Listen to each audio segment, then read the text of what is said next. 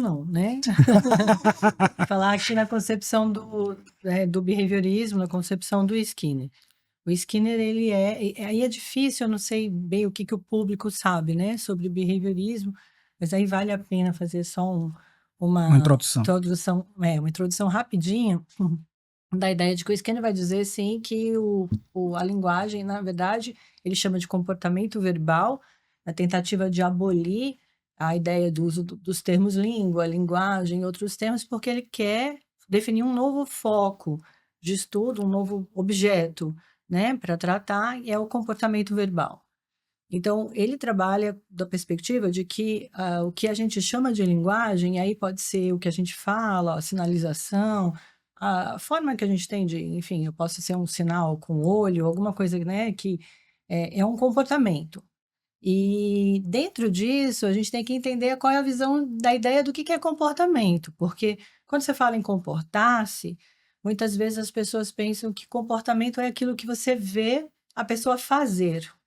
E isso faz, então, com que você imagine que, do ponto de vista behaviorista, a gente estaria falando de um comportamento do que, por exemplo, só a fala, uma coisa mecânica ou algo nesse sentido.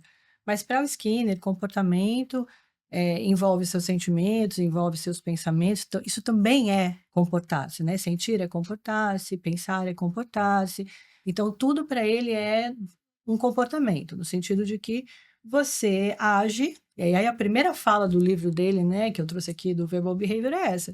O indivíduo age sobre o mundo, muda o mundo e é mudado pelo que ele faz no mundo. Então, nesse sentido, a linguagem seria um comportamento como os outros, mas com algumas diferenças, né? Então, a gente fala de comportamento verbal, o Skinner vai dizer, olha, é um tipo de comportamento operante. O que seria um comportamento operante? É um comportamento que ele está suscetível às consequências dele. Então, por exemplo, você faz algo, dependendo das suas consequências, você volta ou não a fazer aquele algo. Então, é assim que a gente aprende, ele diz. Então, essa é a história de aprendizagem de qualquer coisa que você faça na vida, né? Exceto pelos seus comportamentos inatos, que esses já vêm com você de fábrica.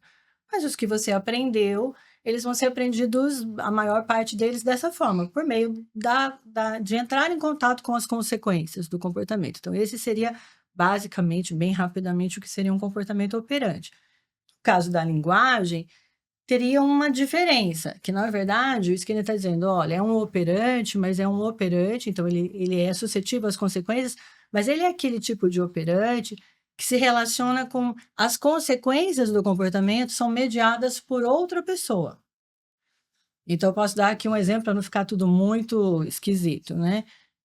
Eu quero água, eu venho aqui, pego a minha caneca de água e tomo minha água, né? Então, o meu comportamento de pegar água e de tomar água, e aí vai ser mantido pelo fato da caneca estar aqui, de ter água, enfim, disso matar minha sede, coisas do tipo. No caso do verbal, a gente tem a ação da consequência sendo mediada por outra pessoa. Então, por exemplo, eu, em vez de pegar eu própria o meu copo de água, eu peço para alguém: você me traz um copo de água, por favor? Então, veja que a consequência do comportamento, o copo de água em si vai vir por conta de uma outra, né, de um outro ser, que não precisa necessariamente também ser outra pessoa, porque eu falo comigo mesmo, mas ainda assim a interação é sempre feita dessa forma, né? Então, o comportamento, a consequência é mediada pela ação do outro. E esse outro é treinado pela cultura, né? A cultura a entender, a agir de acordo com esses sinais que eu dou. Então, dito bem rapidamente assim, para o Skinner, o comportamento verbal é um comportamento operante que tem uma característica mais específica, que é a de ter as suas consequências mediadas pela ação do outro. Perfeito. Basicamente, é isso. E aí, a partir daqui, ele vai tentar explicar todos as questões relacionadas à Os vai e linguagem. vem